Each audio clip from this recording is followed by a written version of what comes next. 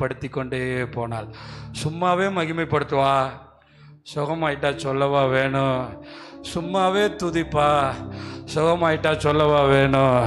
ஒரு அல்லையா சொல்லுங்களேன். ஆமாம், எங்கள் பேர் நிறைய பேர் சும்மாவே வந்துட்டு சும்மாவே போகிறாங்க.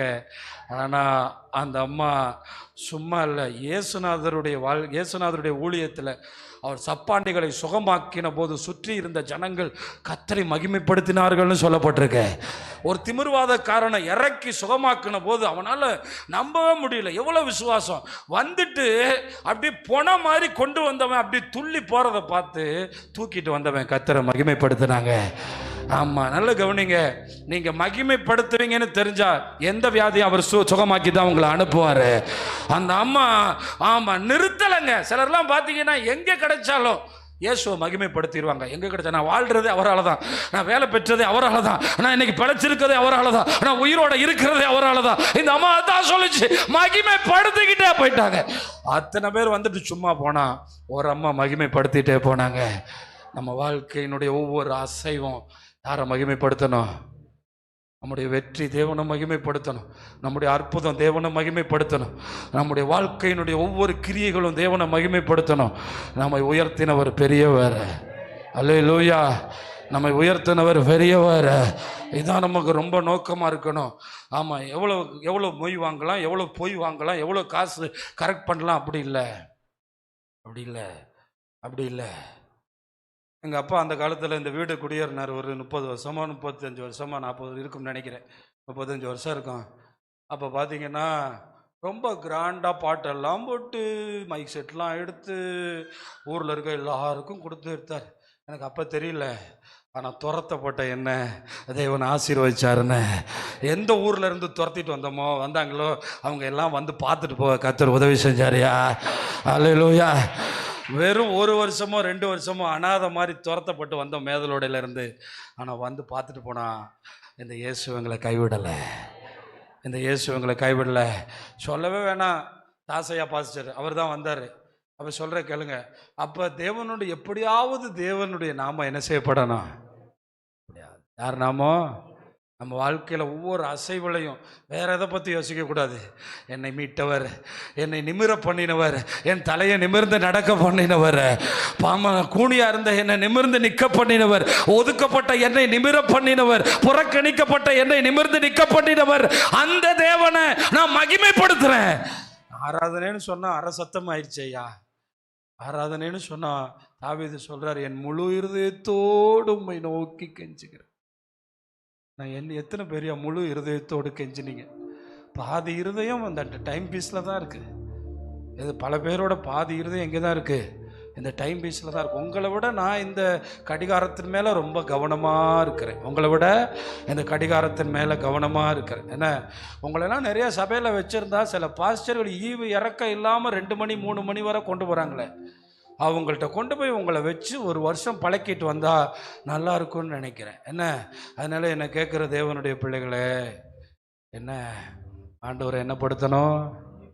ஆண்டவரை என்னப்படுத்தணும்? நீங்கள் மகிமைப்படுத்துறீங்களா? ஒரு மேடை கிடைச்சாயா சுவிசேஷமே சொல்ல வேண்டாயா? என்னை அழைச்சார், என்னை நிறுத்தி இருக்கிறார். அதனால தான் பிசாசு முறுமுறுக்க வச்சு கீழேயே வச்சுருக்கான், புறஜாதிக்கு கீழே. நீ அப்படியே இரு, அப்படியே இருன்னு. சின்ன சின்ன வெற்றி வரும்போது கர்த்தரை மகிமைப்படுத்தணும். சின்ன சின்ன சந்தோஷம் வரும்போது கர்த்தரை மகிமைப்படுத்தணும்.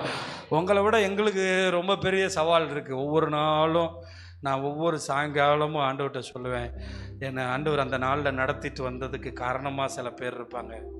சிலருடைய காணிக்கைகள், சிலருடைய ஜெபங்கள் எல்லாத்தையும் ஆண்டவர்கிட்ட சொல்லி சொல்லி ஆண்டவரே நன்றி அப்பா, நன்றி அப்பா, நன்றி அப்பா, நன்றி அப்பா, எங்களை இவ்வளவா வச்சிருக்கிறதுக்காக ஸ்தோத்திரம். அப்போ நம்மளை நிமிர பண்ணுகிறவர். அல்லேலூயா. நம்மளை என்ன பண்ணுறாரா? நிமிர பண்ணுறார். இந்த அம்மாவிட்ட இருந்த ஒரே காரியம் என்ன படுத்திக்கிட்டே போனால் மகிமைப்படுத்திக்கிட்டே போனார். 2 வசனத்தை வாசித்து முடிக்கிறேன்.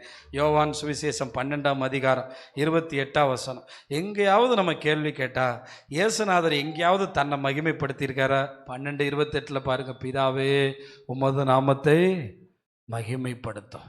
பிதாவே, நான் சொல்கிறேன், இங்கே வந்திருக்க பெற்றோர்கள், என் பிள்ளை மூலமாக உங்கள் நாமத்தை மகிமைப்படுத்தும்னு ஜெபம் பண்ணா உங்கள் பிள்ளை வீணா போவானா? சொல்லுங்க, போவானா? இயேசுநாதர் என்ன ஜெபம் பண்றாரு? பிதாவே உமது நாமத்தை மகிமைப்படுத்தும். அப்பொழுது அங்கிருந்து ஒரு சத்தம் கேட்குது, மகிமைப்படுத்தினேன், மகிமைப்படுத்துவேன். இன்னொரு வார்த்தை இருக்கு, இன்னமும் மகிமைப்படுத்துவேன். கானாவூரில் மகிமைப்படுத்தினேன், லாசருவினுடைய வீட்டில் மகிமைப்படுத்தினேன், இப்பொழுது மகிமைப்படுத்தி கொண்டிருக்கிறேன், இன்னமும் என்ன செய்வேன்? ஆமாம், ஆண்டவர் பாஸ்ட் டென்ஸ்லையும் பேசுகிறாரு, ப்ரெசண்ட்லையும் பேசுகிறாரு, ஃப்யூச்சர்லையும் பேசுகிறார். உன்னை ஒரு இடத்துல கூட நான் கைவிடலப்பா. நீ ஜோம் பண்ண உடனே தண்ணி திராட்சரசமாக மாறிச்சு. ஏசு ஜோம் பண்ண உடனே லாசர் வெளியே வந்தான். எங்கேயாவது ஆண்டவர், ஏன் தெரியுமா? பக்கத்தில் காலை பார்த்து சொல்லுங்க, ஆண்டவரை மகிமைப்படுத்தணும்னு நினச்சா ஒரு தோல்வி கூட வராது, ஒரு தோல்வி கூட வராது, ஒரு தோல்வி கூட வராது. ஆனால் நான் யாருன்னு காட்டணும்னு நினச்சா ஃபங்க்ஷன் முடிஞ்ச உடனே 10 வருஷத்துக்கு கடன் வரும். ஃபங்க்ஷன் முடிஞ்ச உடனே 20 வருஷத்துக்கு கடன் வருது. ஆண்டவரே, சின்னதாக இருந்தால் கூட போதும், உங்கள் பிள்ளைங்க வந்தால் போதும், உங்கள் நாமத்தை இப்போ கை வைத்து சொல்லுங்க, என் மூலமா என்ன என்னன்னு தெரியல, உங்கள் நாமத்தை மகிமைப்படுத்தும். என் வாழ்க்கை மூலமா உங்கள் நாமத்தை மகிமைப்படுத்தும், மகிமைப்படுத்தும். 2014 நம்ம வாக்குத்தத்தம் என்ன தெரியுமா? ஆமாம், நான் உன்னில் மகிமைப்படுவேன். தெரியுதா? நான் ஊழியத்துக்கு வந்து 2வது வருஷம். ஆனால் இன்னும் நம்ம வாழ்க்கையில் இயேசுநாதர் மகிமைப்படாத காரணம் என்ன தெரியுமா? ஆண்டவரே, நான் மகிமைப்படணும், நான் மகிமைப்படணும். அப்படி இல்லை, ஜெபம் என்னன்னா, என் மூலமாக உம்மை மகிமைப்படுத்தும். பதில் என்னன்னா, மகிமைப்படுத்தினேன், மகிமைப்படுத்துவேன், இன்னமும் மகிமைப்படுத்துவேன். ஆமாம், அதனால படுத்திட்டே இருப்பேன், உன்னை விடமாட்டேன். ஒரு இடத்துல கூட பிதா வெளியே தெரியல, இயேசுநாதரே வெளியே தெரிஞ்சார், இயேசுநாதரே அற்புதம் செஞ்சார், இயேசுநாதரே அற்புதம் செஞ்சார். கிறிஸ்தவர்களே, நம்மை உயர்த்துவதற்கு வாழாதீர்கள், நமக்குள்ள இருக்கிறவரை உயர்த்துங்கள். அதுதான் அந்த அம்மா செஞ்சா. 18 வருஷம் சுகமான உடனே, பிதாவே உமக்கு மகிமை, தேவனே உமக்கு மகிமை. காத்திட்ட போன படித்தவன்லாம் அவமானப்பட்டு குனிஞ்சான். அவரை மகிமைப்படுத்துகிற ஒரு வைராக்கியம் நமக்கு இருக்கணும். இந்த பூமியில் அவரை உயர்த்துறதுக்கு என்ன கத்தர் வச்சிருக்காரு, இந்த ஆஃபீஸில் அவரை உயர்த்துறதுக்கு கத்தர் என்ன வச்சிருக்காரு, அதனால தான் அவரை மகிமைப்படுத்தும். நாம் அவருக்கு அற்புதங்களும் அவருடைய அடையாளங்களுமா இருக்கிறோம். நம்ம வாயில் மட்டும் இல்லை, நம்ம செயலில், நம்முடைய நடக்கையில், நம்முடைய ஒவ்வொரு அசைவில் நம்ம அவரை மகிமைப்படுத்தணும். இன்னொரு வசனத்தை பாருங்க, யோவான் சுவிசேஷம் 17ஆம் அதிகாரம், அங்கே 2 கவனித்து பாருங்கள். நம்ம பிதாவே, வேலை வந்தது, நீர் உம்முடைய குமாரனுக்கு தந்தருளின யாவருக்கும் அவர் நித்திய ஜீவனை கொடுக்கும் பொருட்டு மாம்சமான யாவர் மேலும் நீர் அவருக்கு அதிகாரம் கொடுத்தபடியே உம்முடைய குமாரன் உம்மை மகிமைப்படுத்தும்படிக்கு நீர் உம்முடைய குமாரனை மகிமைப்படுத்த. என்ன சொல்றாரு தெரியுமா? ஆண்டவரே, பிதாவே, உம்மை மகிமைப்படுத்தும்படிக்கு என்னை, இப்போ நான் உங்களுக்கு அதை புரிகிற மாதிரி சொல்லவா, உங்கள் லாங்குவேஜில் சொல்லவா? உம்மை மகிமைப்படுத்தும்படிக்கு எனக்கு ஒரு வேலை தாரும், உம்மை மகிமைப்படுத்தும்படிக்கு எனக்கு ஒரு குழந்தை தாரும், உம்மை மகிமைப்படுத்தும்படிக்கு எனக்கு இந்த ஆசீர்வாதத்தை தாரும், உம்மை மகிமைப்படுத்தும்படிக்கு எனக்கு இந்த காரியத்தை செய்யும், உம்மை மகிமைப்படுத்தும்படிக்கு எனக்கு இந்த சுகத்தை தாரும், உம்மை மகிமைப்படுத்தும்படிக்கு அப்படின்னு கேட்கறதுக்கு பேர் தான் உம்மை மகிமைப்படுத்தும்படிக்கு. என்ன மகிமை? ஒன்று வயசான ஆளுகளுக்கெல்லாம் சொல்கிறேன், நீங்கள் கடைசி காலத்தில் இருக்கும்போது செத்துருவேன் சொல்லாதீங்க, இயேசுவே என்னை மகிமைப்படுத்தணும்னு சொல்லுங்க. அதான் நல்ல ஜெபம். ஏன்னா நீங்கள் சாகிறதில் அவருடைய மகிமைப்படுத்தி உங்களை உயிர்த்தெழ பண்ணுவார். அதனால நிறைய பேர் செத்துருவேன், அது புறஜாதிகள் பேச்சு. இயேசுநாதர் யோவான் 11க்கு அப்புறம் ஜெபம் எல்லாம், ஆண்டவர் பிதாவே உம்மை மகிமைப்படுத்தும்படி என்னை மகிமைப்படுத்தும், என்ன அந்த உயிர்த்தெழுதலில் பங்கடைய செய்யும் அப்படின்னு ஜெபம் பண்றாரு.